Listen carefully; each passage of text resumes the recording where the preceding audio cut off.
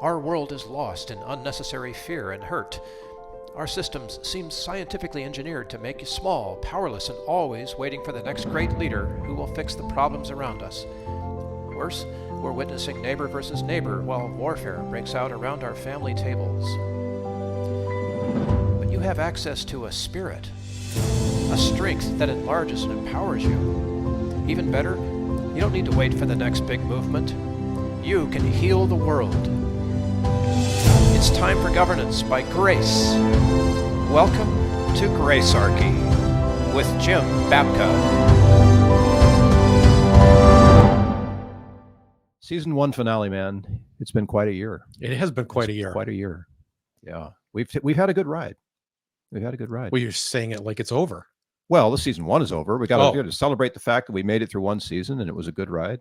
And we got this many episodes. And we got this many episodes, however many it is. It's in the 40s, right? High 40s, right? Yeah. We probably shouldn't say. We probably shouldn't say unless we don't know until for sure. We won't know, right? Yeah. So we'll edit that out later. Okay. No, we'll keep it in because it shows our humanness and our vulnerability. So just to remind the audience, what the heck is the purpose of this show? What is the purpose of Gracearchy? I have spent a lot of my career involved in libertarian activism. Yeah. And then libertarian philosophy, more so in recent memory, trying to get people to understand how we could live in a more peaceful, prosperous world and where everyone could be more happy.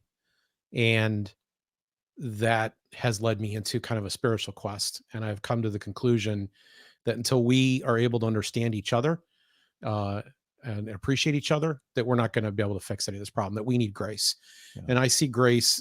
So it's Gracearchy, archy being the form of government, right? Monarchy, anarchy. This is Gracearchy, which is where we start off by giving favor to someone who doesn't deserve it. We try to find out, what's their deal? Instead of cursing them, judging them, trying to find some way to punish or destroy or shame them, to actually hear them out and find out what it is that makes them tick, and to have a conversation, begin a dialogue. Yeah. And I think that this is, I'm motivated to do this from a place of faith as a believer. And I want to offer this as a solution. I want to contribute this to the dialogue right now. We need it. I mean, obviously we do. And when you say we, I know you mean more than just we. It's like offering this as an example here on our podcast of how things could work. Yeah. If people came from grace. Yeah. And we had a phrase that emerged earlier this season and that we've gone back to again and again, which originated from this idea that the Nazis were marching in Skokie, right? And the ACLU showed up to defend them, and they did the right thing. I don't know that today's ACLU would do that, but we said, let's just take that example and let's look at that.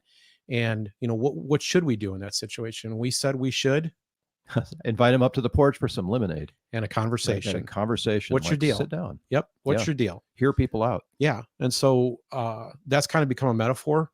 Having a glass of lemonade has kind of become a metaphor here for the expression of grace that we're looking to provide. Now, that doesn't mean we've shirked away from any of the issues. We've gotten into some. We're in the weeds. Yeah, we've gotten into some stuff. Yeah. But hopefully, we've provided an outside the box way of looking at things. The stuff that we have discussed here has, I think, been the kind of conversation that I would hope would open dialogue, and more people could feel included. Because typically, I think when they tune into a show like this, they're looking, oh, is he conservative? Okay, no, he's not for me. Oh, is he progressive? No, not for me. Right. Like they're making those kind of judgments, and we've tried to steelman where possible, because that's graceful too. Yeah. You say, what's a steelman? It's, most people know what a straw man argument is, right? It's an argument that you erect yourself because it's easy to tear down and destroy. Yeah. A steelman argument is literally, again, pretending gracefully that you're someone else, empathizing with their position and putting forth their best argument. And that doesn't, not just their best argument, but then responding to it. Do you actually have an answer that overcomes their best argument, not one that caricatures them? So this is kind of like, debating skills, where you never know which side you're going to be taking, but you're prepared for both. And what we're encouraging people to do is to prepare to take the other side, to actually be able to understand it well enough to defend it, should you ever need to. Yeah. And that way you'll know better how to go talk to them. But The grace aspect has to do not just with understanding, not just with steelmanning their argument. It has to do with looking at their implicit humanity. Yeah, coming from the heart. And everybody starts off wrong about stuff. You know, hard as it is to believe for the listeners of this show, I'm wrong about a lot of things. You know, no comment. I like my job here. we're all human, right? Right. We're all on a journey, on a discovery, and we don't know what motivated and put somebody in that position. So if we don't overcome this, we're not going to be able to heal these. The politicians stand ready to capitalize on our divisions. Absolutely. Yes. The conflict is what drives everything. Exactly. Not respect, but conflict. So who was our audience? Do you think we still have the same one that we started out with? Largely, because this year has mostly been about trying to get our feet wet in terms of the production of the show. Right. And in terms of getting our voice. This next year is going to have some exciting things happening in it. We did some things to get the show started this year, little things, you know, with the logo and, you know, the way that we're presenting ourselves on YouTube and so forth. But next year, this next season coming up, there is going to be a season 2, folks. Yes. Yeah. We will start doing some things to actually build out the audience. And the people I really want to talk to the most are those people who are, I would call them duns. Duns. Yeah. It's a good term. Right. People who are sort of finished with institutional religion, worship and religion, yep, but very much still faithful. Yes. They're interested in trying to figure out how to make the better world. They love Jesus, but they don't want to go to church anymore. And I want to speak to them the most. The second audience that I care about in this is libertarians. Who are Christians themselves or who have friends who are Christian, and they want to know how to talk to them and share this message that if we learned how to live with one another peacefully, we didn't initiate force against one another. Right. We weren't always trying to get the one-upsmanship. Instead, we were learning how to listen. That this is kind of a new way to present that message. And, you know, we haven't shirked from any of the issues in doing this. No, we're right up there in them. Yep. And, you know, anybody that's coming in here as a libertarian should recognize everything I'm saying, even if occasionally we're peppering in some scripture on it, or we're talking about, you know, deeper metaphysical issues. This is a message that I hope you could take to the friend, even if you're not a believer, you would be able to take it to a friend of yours who is. Yeah, because it's not just about faith, and it's not just about politics. There seems to, and well, you said it well, which we'll answer in an upcoming episode. Don't want to tip the hat too far here, but Jim's made the assertion that God is a libertarian, and we're going to challenge him to back that up. You're basically daring me to make that episode. Oh, absolutely. Yes. But you know what? I'd take that further and say maybe God is a voluntarist. Mm-hmm. So that's a good topic for conversation. Yes. And we've got the scapegoat episode coming up too, because scapegoating is been there, done that, people. Mm-hmm. We got a better way to go. Yep. So lots of good stuff on the horizon. How about the dancing girls? We're going to do any of that? I thought you were going to do that for us. Man. Sorry. I bought you the pasties. I let you down. Sorry, audience. I'll get on it right away. You'll have to subscribe though and pay big money to see it. Yeah, that's a subscriber bonus. Subscriber bonus. Yeah. If you could say that. So let's talk about the episodes themselves, like what we've done here. What's your favorite so far? What's your favorite? Well, I have to look at my notes. Can I do that? Yes. And not give everything. So there's a lot of different favorites, and for different reasons. Yes, but, that's the hard part. You know, I think that the one that I had the most fun with was when we had Spike Cohen on.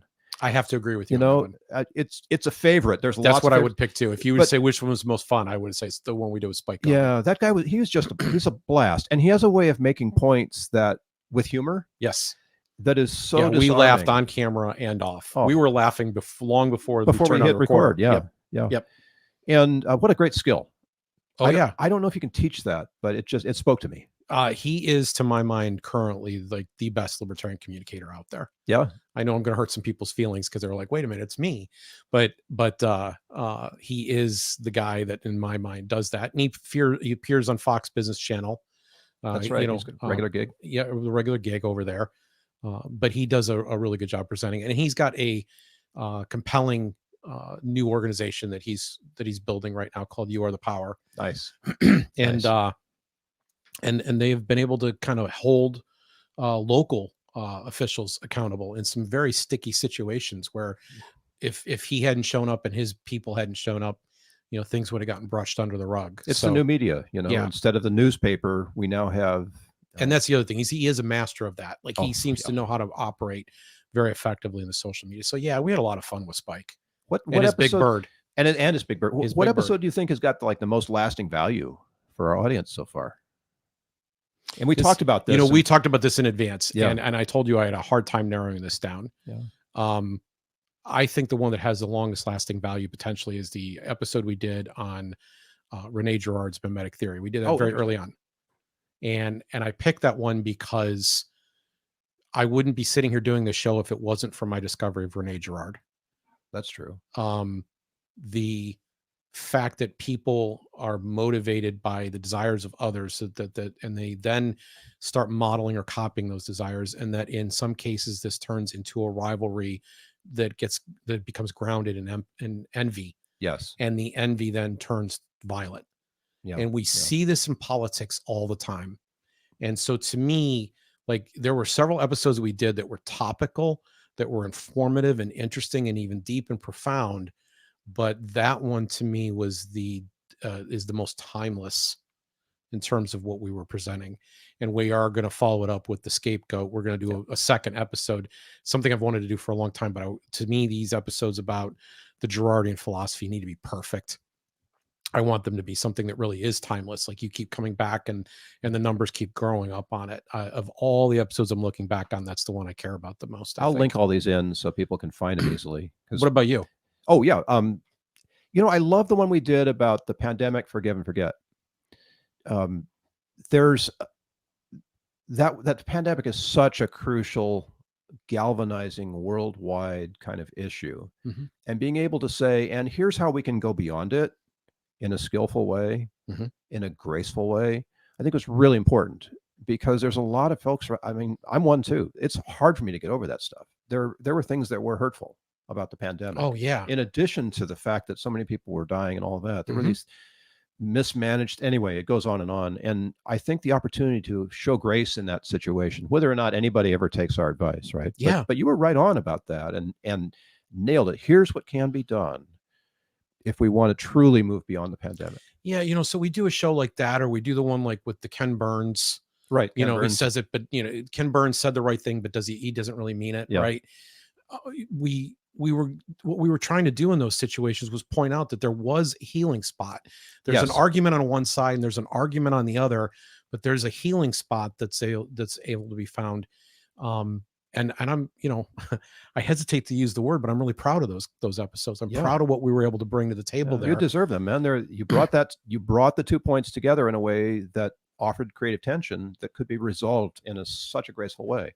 Yeah, well, I don't want to take all the credit here because you're here with me. I'm just asking the questions, man. And you know, but no, you provide a very useful function. I love how you basically act as the audience. And the questions that you try to ask, the way that you press on some of these details, and also the way that you embrace what we're trying to get done. So thank you. I really do. Oh, folks, he makes everything run technical on the show. So I appreciate it. My pleasure, Jim. And you're very welcome. It's an honor to be doing this, right? And I learned stuff too. Like, what episode taught you the most? We'll ask it that way. COVID and the Spillover Gang, because there was a lot of homework to do for that episode.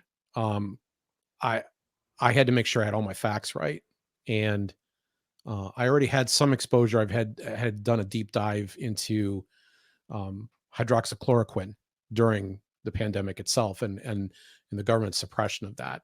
I've now begun to develop some, even though I have no scientific background whatsoever, I've developed an understanding of kind of what happened with the lab leak. Yeah. And that story is even evolving. There's been news even this, Even last since week. we recorded it. Yeah.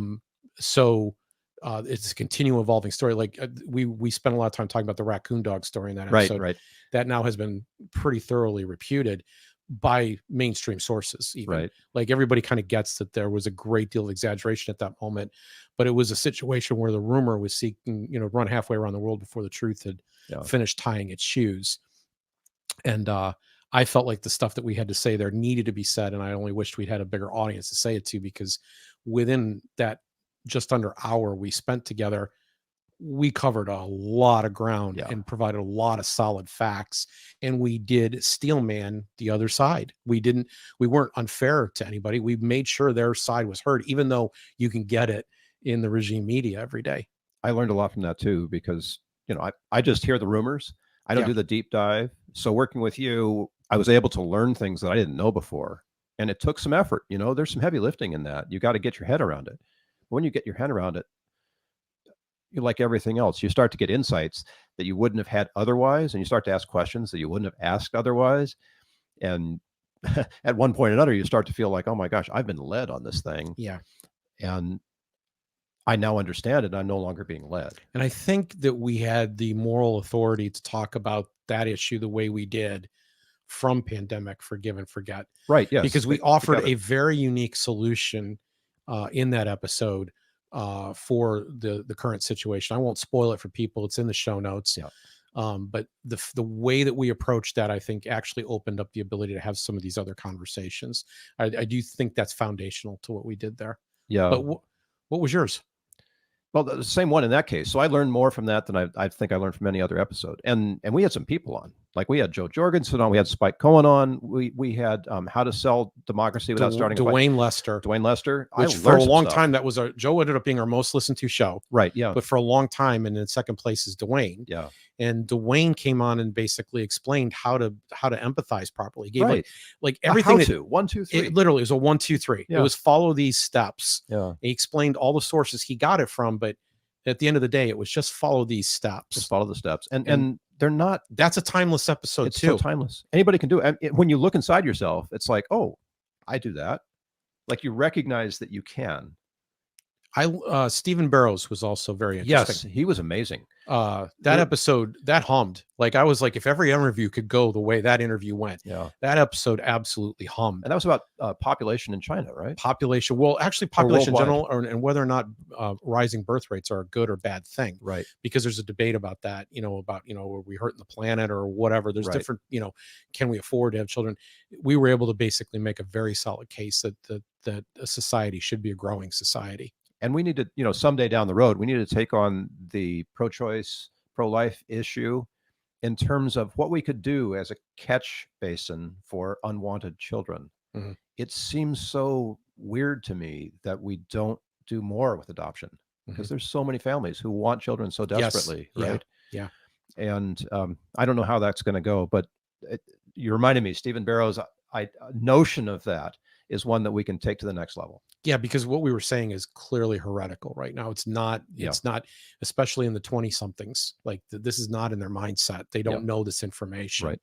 And so I feel that one was actually really valuable too. I knew that material because I'd already heard Stephen speak and I was kind of aware of it from other work I'd done over the years. Yeah. I just thought he'd connected all the dots really wonderfully. He did. He really made the case. He was sharp, man. Yep. Like, he was like a machine. Yep. I felt like I was in class, and like at university. Okay, let me check my notes. Let's see what else do we need to cover here. I think we've hit all of these, but I do have a sort of an interesting question for you, as I always do. Let's see how I want to ask this. Oh boy. So Jim set up some questions for us beforehand, and one of them is what we've accomplished, and that's fine. We've done some stuff, right? But I want to twist that a little bit around. We moved, from Aho Radio. We're still there to Zero Aggression Project, YouTube channel. We've done some production things. We've done some traveling. We've been in San Diego twice. Glad you're here in my office today. Yes. We've done some remotes. We've done some live stuff.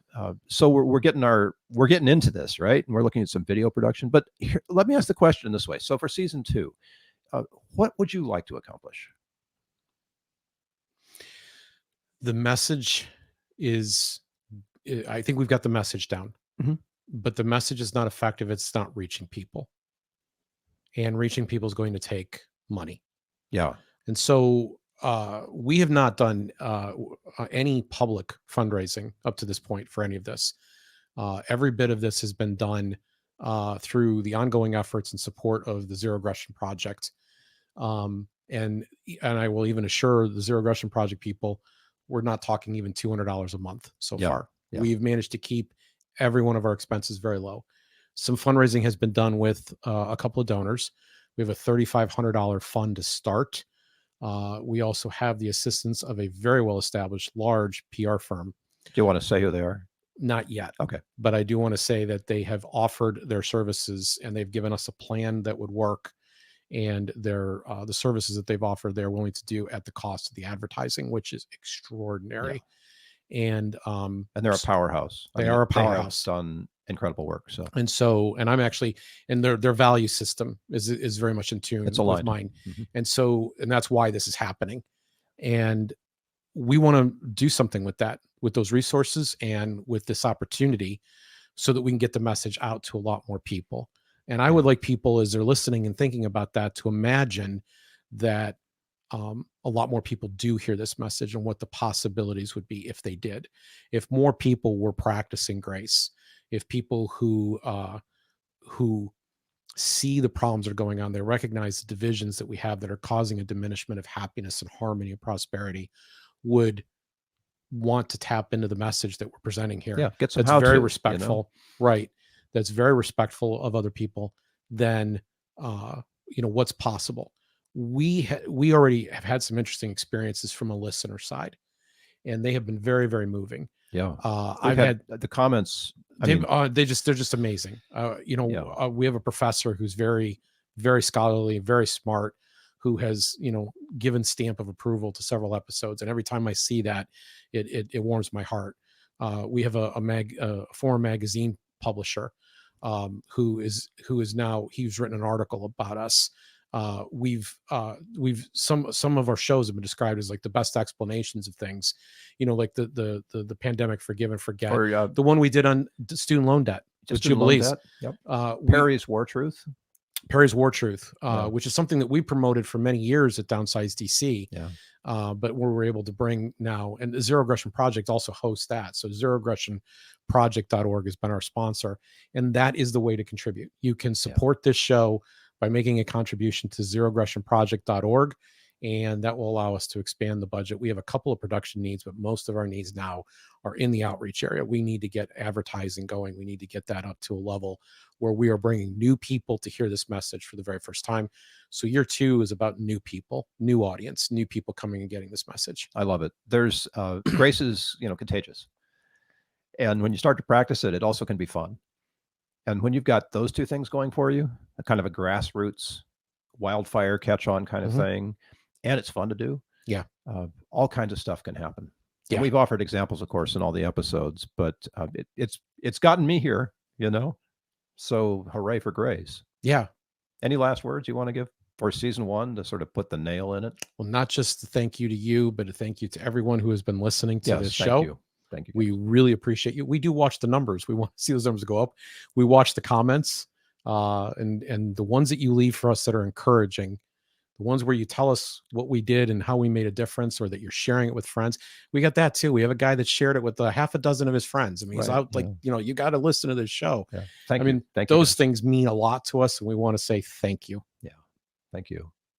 See you in season 2. Or Ohio, whichever comes first.